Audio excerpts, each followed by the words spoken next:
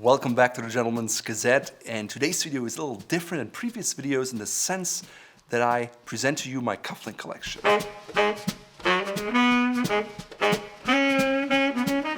We've received a lot of comments and requests from viewers and readers who want to see my wardrobe.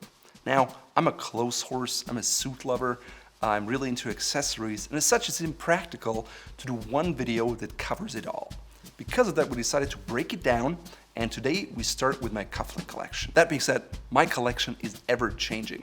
If I find something better, I get rid of something in the rotation, and then sometimes I even sell them. The first pair of cufflinks is quite cool and different in the sense that it's made out of an aquamarine and a ruby, as well as 18 karat gold. Honestly, those little links are sometimes a pain to put on, but when they're on your cuff, they look stunning. The backstory on those is that in 2006, I came to the US for the first time, and I did an internship with the lawyer Edward Hayes. We did an article about this gentleman who was a very flamboyantly dressing lawyer, and when I was at his house, he just gave these cufflinks to me because he knew I was a poor student and I loved to dress up, and I could have never afforded those cufflinks at the time. Now, I definitely kept those cufflinks. It's kind of funny, at the time I had this phase where I only thought gold cufflinks would be really the only thing I should be wearing, and so that's what I would invest in. By 2009, when I moved to the US permanently, I needed money, and so I sold my entire cufflink collection except this pair because it had that history and they were very unique, and I thought it's just something I should keep. Another pair of cufflinks which I got from Edward Hayes are the ones you can see here. They're made of 835 silver with gold coverings. It's kind of a Victorian pattern, and I like them because the reflections are different depending on the light. It has yellow gold and rose gold in it, and it makes them quite unique. I guess I could polish them again. I don't wear them a whole lot, but the problem sometimes with silver cufflinks is that if they're not polished all the time, they rub off on your especially white dress shirts, and it looks just dirty on the cuff. Here's a pair of cufflinks that is also Victorian. As you can see, it's double-sided with a chain. I think it's just brass because over time I've come to realize it really doesn't matter what kind of precious metal your cufflinks are made out of. It all depends on what they look like and how they look on your shirt cuff and whether you enjoy wearing them or not. So these have little brass decorations. I bought them in Berlin in 2015, and at the same time I bought those green ones, which are basically the same style, yet they are very different looking from afar. Personally, I'm a big fan of double-sided cufflinks because I think having a decorative element on both sides is simply much preferable to having those T-bars where you just have everything on one side and nothing on the other. As you can see, the swirly glass is not perfectly round, but it's a hallmark of handmade glass. The next pair of cufflinks is British. It's a paint of Cloisonne Enamel, chain cufflinks on sterling silver. Now, when it comes to enamel, there are different kinds. There's the regular enamel that is just very plain looking, and then there's the translucent Cloisonne enamel, which is fired, and it's actually glass in different colors, but the metal surface underneath is etched, and because of that, you get that nice three-dimensional effect when you rotate the cufflinks. So these ones here have kind of a Z pattern, and I just like the strong green color with the white band. It's just beautiful. You can see the cufflinks actually look gold, and it's because they're gold plated. Now these pair of cufflinks are from Montblanc. They're plain and simple and black, and they're no precious metal at all, but they're in fact the very first pair of cufflinks I ever owned, because you might know I started out collecting fountain pens. I would also sell them, and in one lot there was also this pair of cufflinks. And when I got them, I thought, wow, now how do I wear them? And so I did some research and I came across French cuff shirts, and that's what kickstarted my passion of classic men's clothing. So without this pair of clothing, the Gentleman's Gazette and Fort Belvedere probably would never exist today. The next pair of cufflinks is very unique in the sense that it's intricately detailed, and you can find kind of dark blue, lapis blue enamel with some golden elements. The back part, they're double-sided. The back part has a bar, and then of course it has chains. I really love those cufflinks, and I think I bought them in probably 2010 or 2011, at a cufflink convention in Chicago. Quite expensive and just cost me about $30. The next pair of cufflinks is kind of unassuming. It doesn't have a chain, but a connection that's similar to a chain, and it has bloodstones that is set in sterling silver. It's kind of a round cushion shape, and because of that, I like wearing them. It's not something you usually see a lot, and personally, I like unique items. I think I bought these as part of a vintage cufflink lot, and they didn't cost me a lot of money. The next cufflinks are sterling silver. They have two different colors on both sides. So one is yellow, the other is purple, and I got them as part of a lot. Some people may think of them as the Vikings colors. I'm not a football fan at all, and I would never wear them like that. To me, they're just a fun statement piece, and sometimes I wear them with the purple side out on one side and the yellow on the other one. So it's just a fun little pair of cufflinks that is not too large, because most cufflinks today are rather large, which I don't like quite so much. So having something smaller is quite elegant. Next up is the first pair of Fort Belvedere cufflinks that I designed. I always wanted a pair of monkey fist knot cufflinks, which is this particular knot, which is a sailor's knot, and I wanted cufflinks made out of it. So in this first pair here, the middle part was supposed to be a twisted rope, but as you can see, it didn't quite turn out the way we wanted to, and it just looked overbearing. So in the final iteration, we ended up with a cufflink that was slightly smaller, especially on the slimmer end, so it would actually fit through your cuff, and the bar was much more elegant by just twisting it without that rope structure. It's a very timeless pair of cufflinks, and if I just had to invest in one pair of cufflinks, it probably would be this one, maybe in gold, because I have more gold accessories, but most people would actually be better off with silver, because most men today have more silver accessories. Next up is a nice pair of Cloisonne enamel cufflinks. Again, it's an oval shape, and as you can see, it has this nice, deep, rich blue Cloisonne pattern. As you move them with the light, because of the etching underneath, you get that beautiful lighting effect, and which is one of the reasons I've always fallen in love with Cloisonne enamel cufflinks. And again, they're sterling silver, gold-plated with a chain in the back. Traditionally, double-sided cufflinks always came with chains, and while they're beautiful, I actually find a fixed bar to be superior than the chain, but it's very hard to find those. So maybe we'll just have to make them. Stay tuned. The next pair of cufflinks is quite heavy. It's made of solid 18 karat gold in yellow and white gold, and it has a T-bar closure. It's a cufflink that I bought several years ago, and I don't quite like it as much anymore. It's simple in a way, but I think it would work better with maybe 50s or 60s outfits, and I'm not that kind of guy.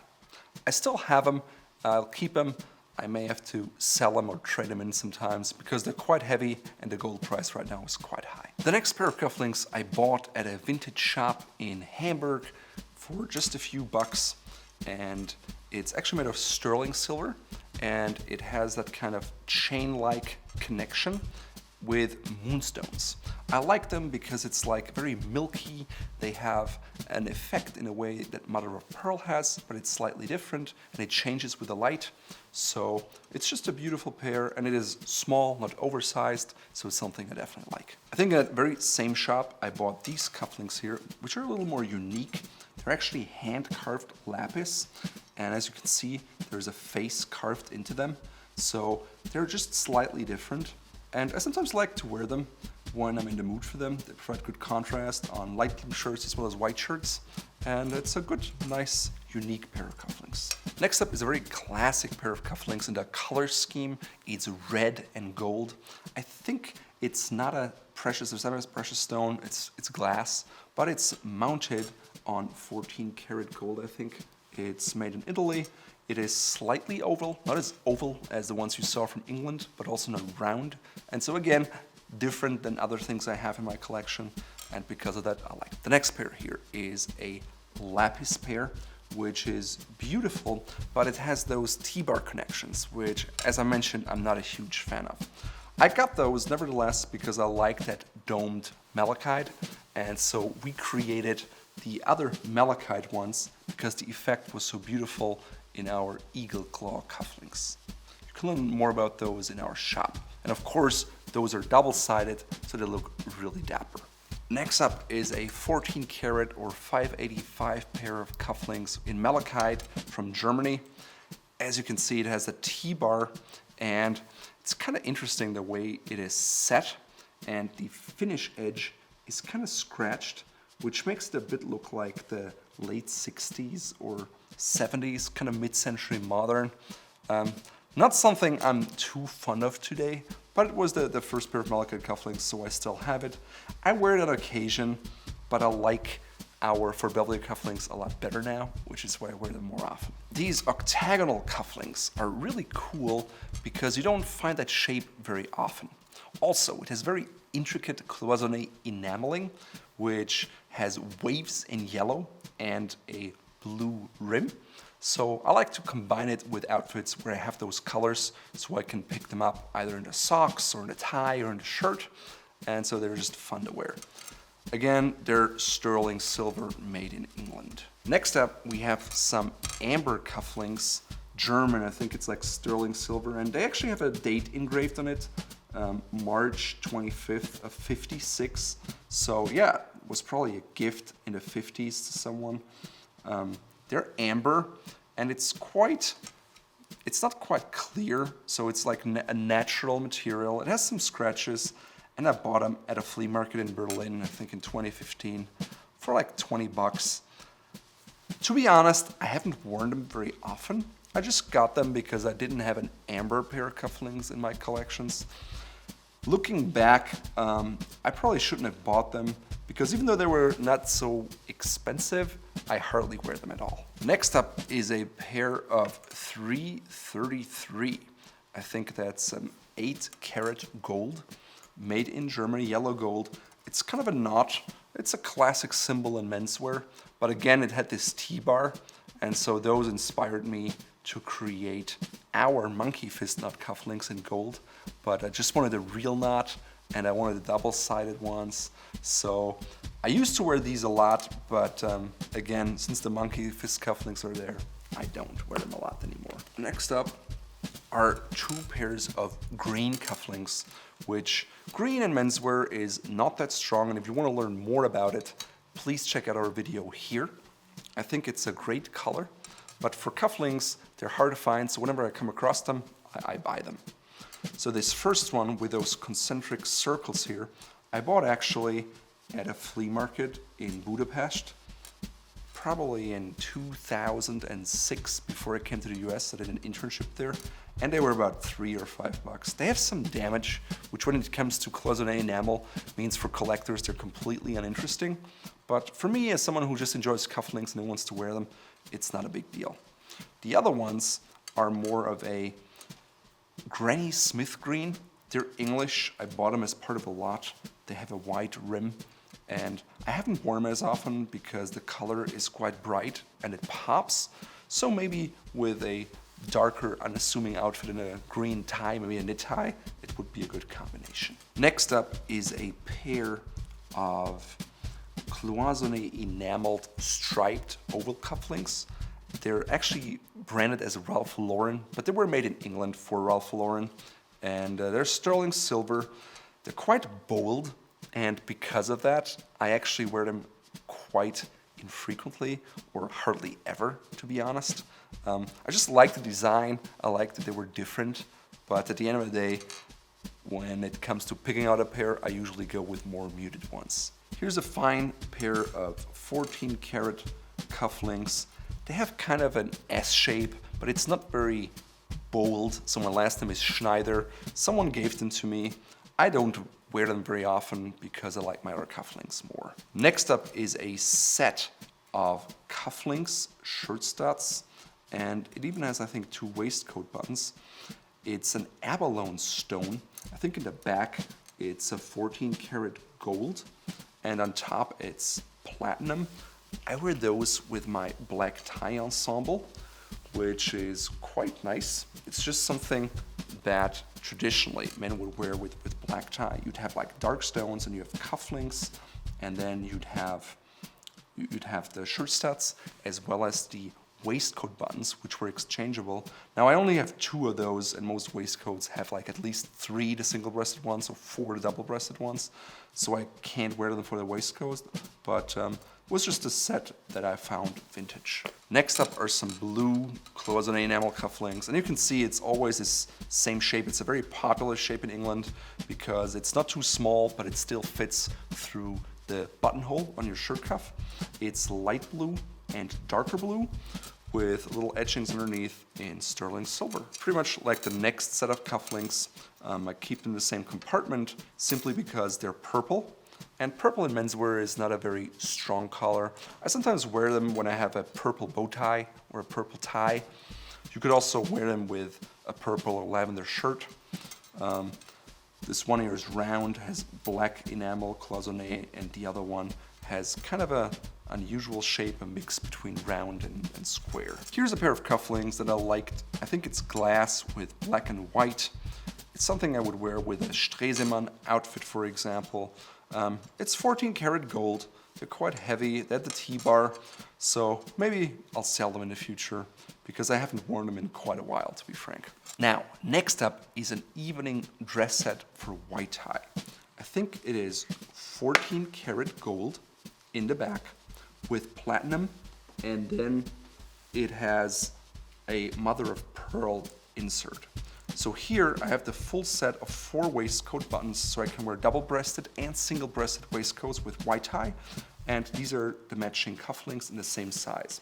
For the shirt, I either wear matching shirt studs, as you can see here, or I go with these pearls that are set in gold. And I think I like the pearls more because it's the more traditional way. And I don't wear white tie that often, so if I do, I usually stick with the traditional classics. It's actually quite hard to find full dress sets like these in the original box. So when I came across this one from Burke's, I think on eBay, I was very happy that I got it. My next pair of cufflinks is a little more unusual, and I like it because it's tiger's eye as a stick set in silver with some chains. They're not easy to get on the cuff, but once you do, they're quite nice and different looking, which is why I like them. Of course, I have all the Fort Belvedere cufflinks, and since I just designed them, I still really like them. I wear them a lot, and they're part of my general rotation. Today I'm wearing the green ones. We have the tiger's eye in gold. It's very nice in the way it rotates with the light, and it works with any kind of brown in your outfit. The carnelian one is a stone. It's a red, but it's not too bright. Lapis is beautiful. It's just a deep, rich blue color. And we use a lapis with very few inclusions. We even have it in yellow gold and in silver. So you have a choice of what you want. And this one here is a black one, so if you wear a lot of charcoal suits, they would even work for tuxedo outfits, for example. We'll see, maybe we can make some matching studs and waistcoat buttons so you can wear it as a full dress set. I think that would be quite nice. All right, I hope you enjoyed getting a glimpse into my Cufflink collection, and if you enjoyed it, let me know what you liked or disliked so we can change it in future videos. And I look forward to more constructive feedback because we always listen to what you have to say and try to make it work and show you what you're interested in. And in today's outfit, I'm wearing a brown suit. I've worn it before. It's a Caraceni suit that is vintage, but it fits me quite well. It's usually a 3-piece suit, but today I'm just wearing it as a 2-piece suit. It has these wide, big peak lapels, wearing them with a pocket square from Fort Belvedere in green and orange, which picks up the green stripe of my shirt as well as the orange of my knit tie, and thus ties it all together with the brown tones. For my socks, I'm wearing the green and brown shadow stripes from Fort Belvedere. They pick up the green of the shirt and the green in my ring, thus tying the entire outfit together, but at the same time they provide enough contrast between the brown pants and the tan monk straps I'm wearing.